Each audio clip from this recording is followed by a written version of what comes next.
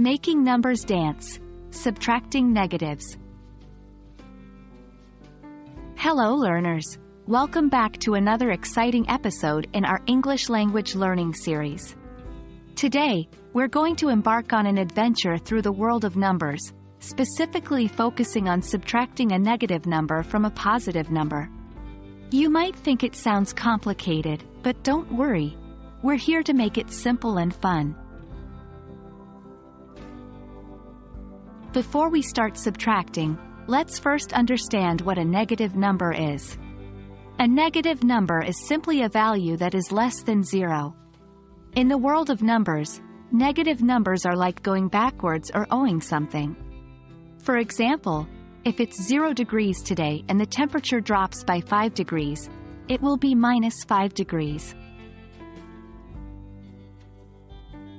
Now, let's get to subtraction. Subtraction is a basic mathematical operation that represents the operation of removing objects from a collection.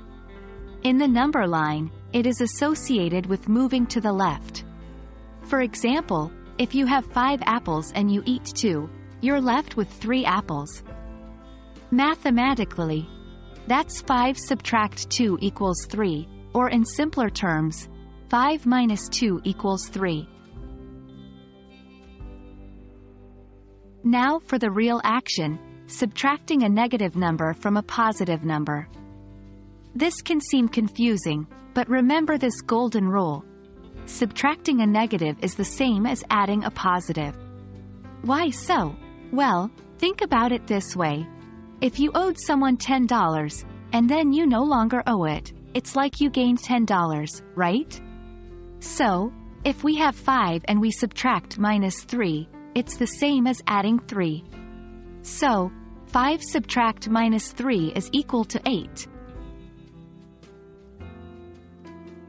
Now that we know the rules, let's practice with some examples. 1. 7 subtract minus 2 is the same as 7 plus 2, which equals 9. 2. 10 subtract minus 5 is the same as 10 plus 5, which equals 15. The more you practice, the more comfortable you'll get with this concept.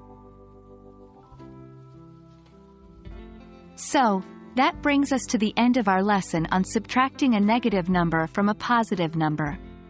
Remember, math is not a spectator sport. The only way to learn mathematics is to do mathematics. Keep practicing and you'll see how much easier it becomes. Thank you for tuning in today. We hope this video has been helpful in your journey to mastering English and mathematics. Until next time, keep learning, keep practicing, and have fun with numbers.